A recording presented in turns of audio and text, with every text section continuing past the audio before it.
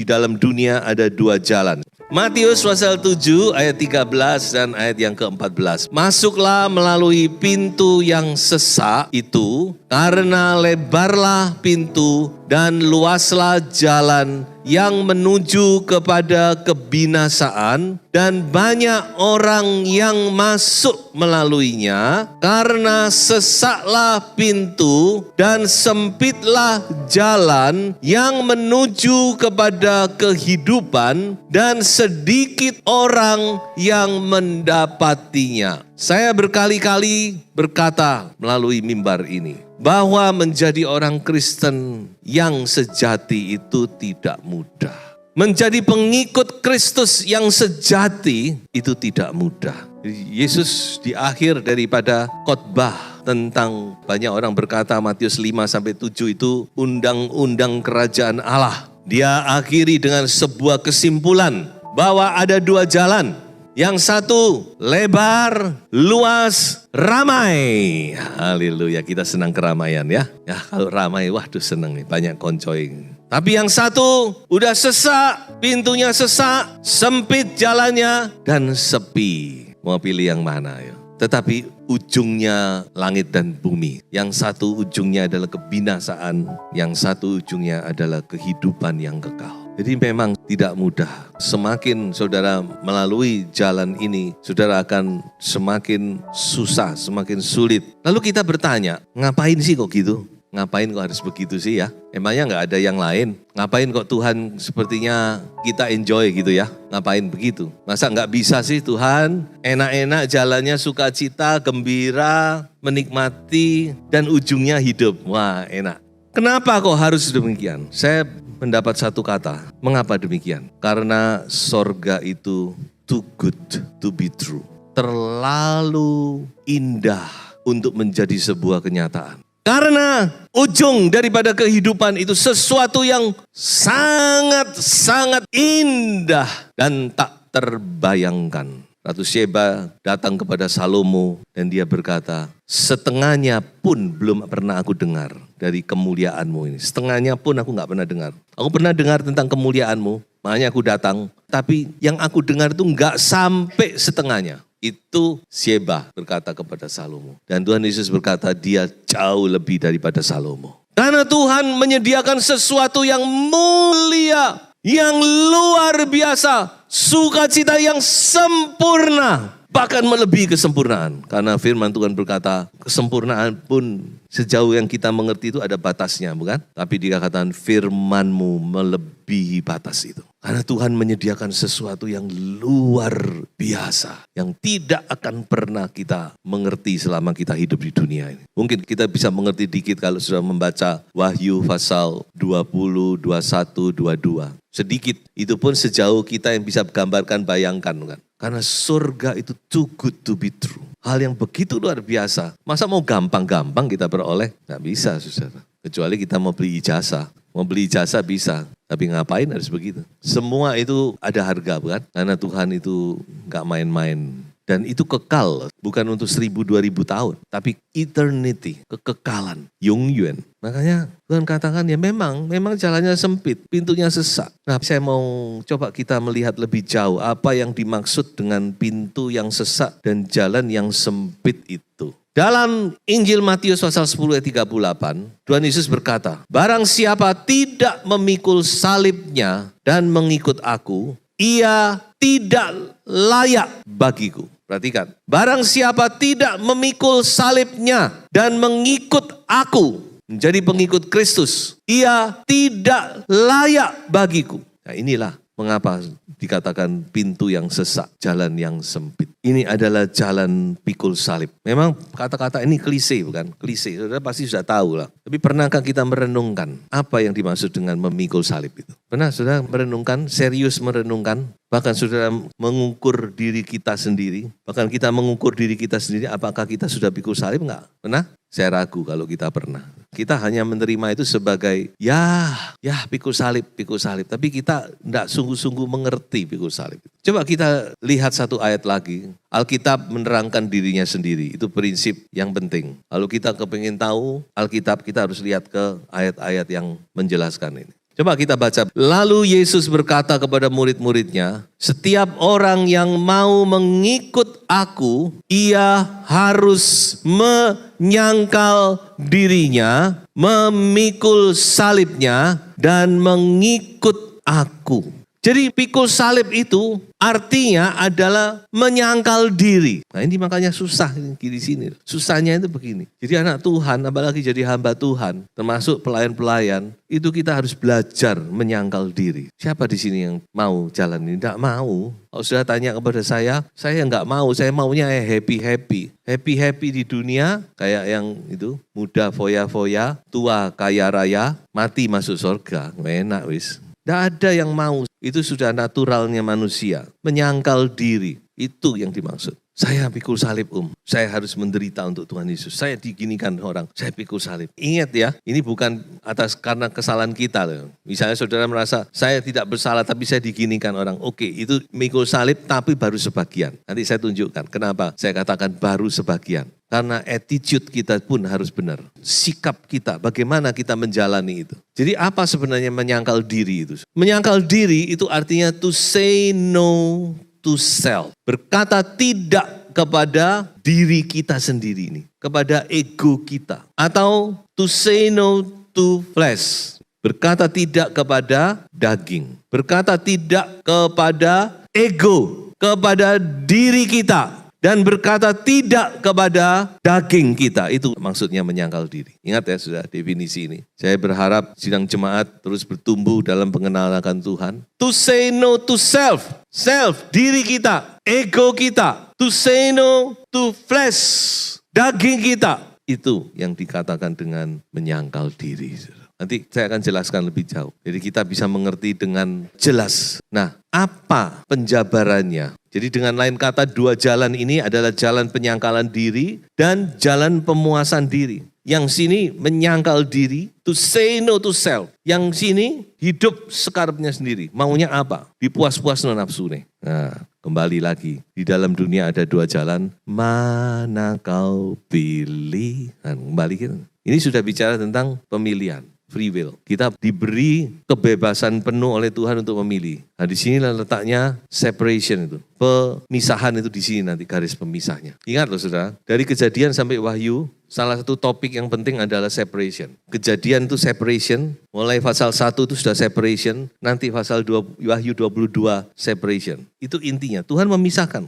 Ini bukan cuma masalah Kristen dengan non-Kristen, bukan. Di dalam kekristenan pun akan dipisahkan oleh Tuhan. Spiritual Christian and carnal Christian. Ini adalah kekristenan yang spiritual, yang berjalan dalam penyangkalan diri. Atau kekristenan yang carnal, yang daging. Kristen, tapi tidak mau menyangkal diri, maunya sakar PDW. Tidak pernah memperhitungkan Tuhan. Tidak pernah mau hidup berkenan kepada Tuhan. Dipisahkan, saudara. Matius 25, domba dan kambing. Memang tanggung jawab gembala, tanggung jawab saya berdoa, minta tolong kepada Tuhan, minta kemurahan Tuhan. Bagaimana jemaat yang masih karnal, yang Kristen sudah Kristen, jemaat sudah jemaat, tapi masih kedagingan ini. Oleh pertolongan Tuhan, oleh pelayanan kami hamba-hamba Tuhan, bisa pindah ke spiritual Christian, manusia rohani. Tujuan saya menggembalakan saudara adalah membawa saudara. Dan setiap anak Tuhan pasti proses ini, pasti. Dia percaya Tuhan, dia gak akan langsung jadi anak Tuhan yang rohani. Dia akan menjadi anak Tuhan yang karnal. Tapi dengan pertolongan Tuhan, dengan firman Tuhan, dengan pertolongan Roh Kudus, kita menjadi spiritual Christian. Nah ini, sementara saya, istri, anak-anak juga harus demikian, ya toh. Percuma saya cuma membawa saudara, tapi saya sendiri masih karnal, kan nggak masuk akal. Makanya pedang itu kan dua sisi.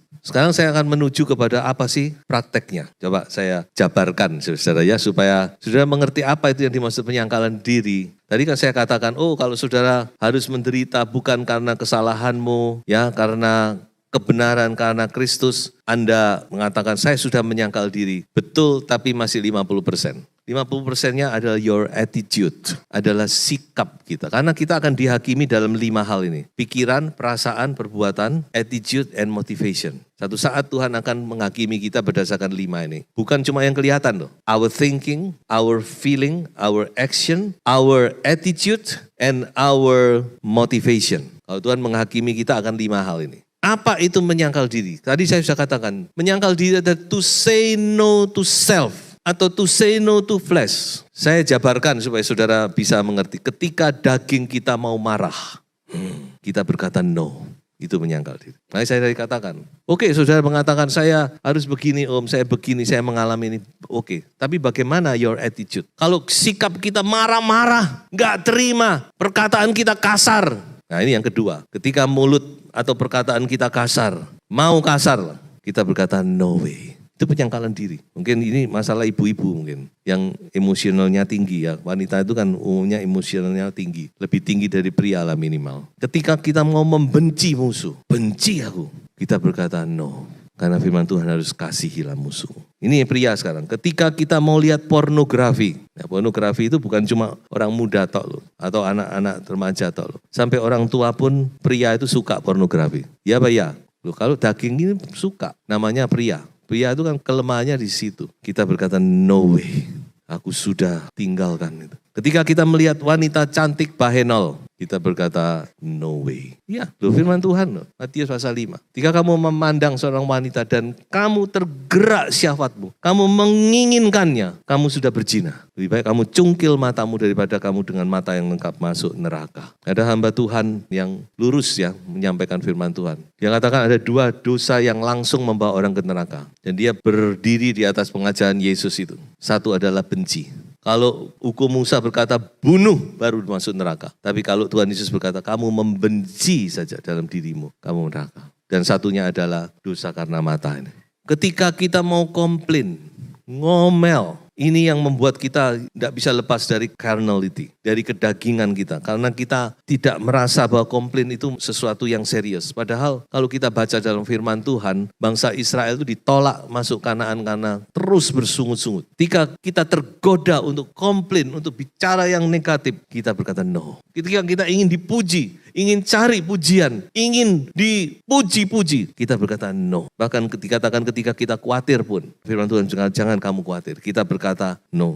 Ketika kita iri kepada orang lain, dia kok bisa begini, dia kok bisa begini. Kita berkata no way. Ketika kita gosip, kita berkata no way. Ketika kita habiskan waktu untuk scrolling, ayo berapa lama satu hari kita scrolling di medsos dan berapa lama kita scrolling Alkitab, kita berkata no. Dan saudara bisa jabarkan, saya yakin Roh Kudus akan mencelikkan kita ketika kita merenungkan. Itulah penyangkalan diri. Kalau saudara mau tahu penyangkalan diri, ya berkata no. Ketika ego kita, keakuan kita, bahkan kedagingan kita mau muncul, kita berkata no. Nah itulah yang Tuhan maksud memikul salibnya. Sampai di sini saya ingin saudara coba refresh sebentar. Jadi jangan salah paham, ini bukan Taurat ya.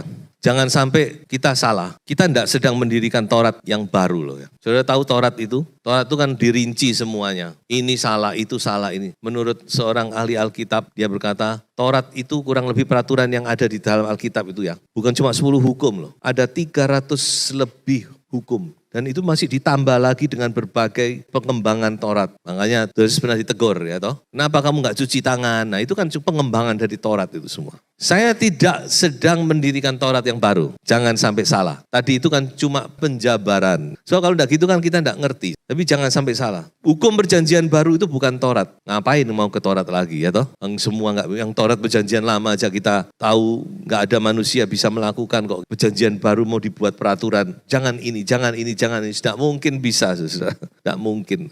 Jadi saya tidak sedang memberi peraturan-peraturan 1 sampai sekian, tidak. Itu semua tidak mungkin bisa kita lakukan. Karena standar perjanjian baru itu jauh lebih tinggi dari perjanjian lama. Saudara mengerti itu. Kalau mau dibilang standar hukumnya kerajaan Allah itu jauh lebih tinggi. Jadi kuncinya apa sebenarnya? Nah ini, yang penting kuncinya ini kita pegang. Ya, kuncinya untuk kita bisa menyangkal diri, menyenangkan hati Tuhan, hidup ini berkenan kepada Tuhan. Apa sih kuncinya kalau gitu? Jadi jangan sampai, ini jangan gini, jangan. Kuncinya adalah Roh Kudus. Nah itu kuncinya. Ya kita baca ya. Maksudku ialah hiduplah oleh Roh. maka kamu tidak akan menuruti keinginan daging. Sebab keinginan daging berlawanan dengan keinginan roh, dan keinginan roh berlawanan dengan keinginan daging. Karena keduanya bertentangan, sehingga kamu setiap kali tidak melakukan apa yang kamu kehendaki. Roh berkehendak. Ayat 25, jikalau kita hidup oleh roh, baiklah hidup kita juga dipimpin oleh roh. Kuncinya adalah kita jalan sama Roh Kudus, bersandar kepada Roh Kudus. Kuncinya jadi orang Kristen itu Roh Kudus. Tidak ada Allah seperti Tuhan Yesus Kristus yang mau tinggal dalam kita, menyertai kita melalui rohnya. Jadi kuncinya di sini, saudara. Kehidupan kemenangan itu yaitu kita berjalan dalam roh.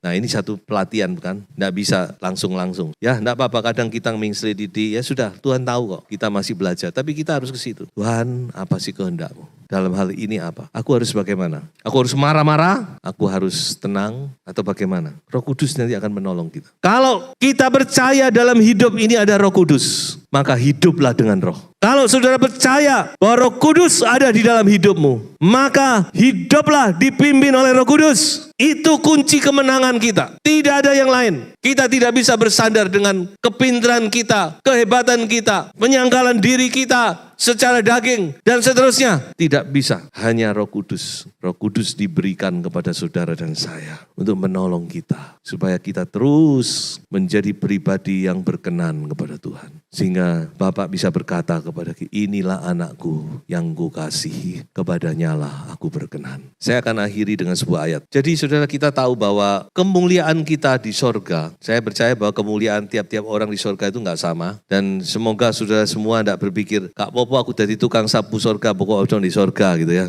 Kemuliaan tiap-tiap orang di surga itu tidak sama. Dan kemuliaan itu sebanding dengan penderitaan kita di dunia karena Kristus tentunya. Penderitaan kita di dunia karena Kristus itu yang akan diupai dengan kemuliaan yang kekal di sorga. Nah pertanyaannya muncul sekarang, apa penderitaan saudara dan saya? Coba kita jawab, apa penderitaan kita sebagai orang Kristen itu apa? Kita di Indonesia ini hampir nggak ada bukan? Hampir nihil, nggak ada. Apa penderitaan saudara? Ya sudah ada memang, ya ada saudara-saudara kita yang bergumul karena percaya Tuhan, dia harus kehilangan ini, harus dibenci oleh orang, bahkan mau dibunuh, ada di bagian-bagian tertentu dari tanah air kita masih ada. Tapi secara umum kita harus akui bahwa kita sebagai orang percaya di Indonesia sampai saat ini hampir nihil penderitaan kita. Lalu di mana kita, dari sisi apa kita mengambil bagian dalam penderitaan Kristus? Dari penyangkalan diri. Makanya saya seperti itu seorang diingatkan ya. Dan saudara mungkin bisa mencoba kalau saudara mau tidur. Coba saudara renungkan ya. Renungkan sepanjang hari ini saya sudah menyangkal diri dari sisi apa. Coba saudara kalau tidak percaya omongan saya, coba direnungkan. Apa poin di mana saya sudah menyangkal diri? Ada enggak? Atau kita sepanjang hari hidup sakarepe dhewe wis. Kristen ya Kristen. Tapi hidup kita ini sakarepe dhewe, sak maune dhewe. Mau mamuk, mau ini, mau itu, mau benci orang, mau ini, mau lihat orang cantik, mau lihat ini, mau nafsu, mau apa, kita nggak peduli. Atau kita memperhitungkan keberadaan Roh Kudus dalam hidup kita.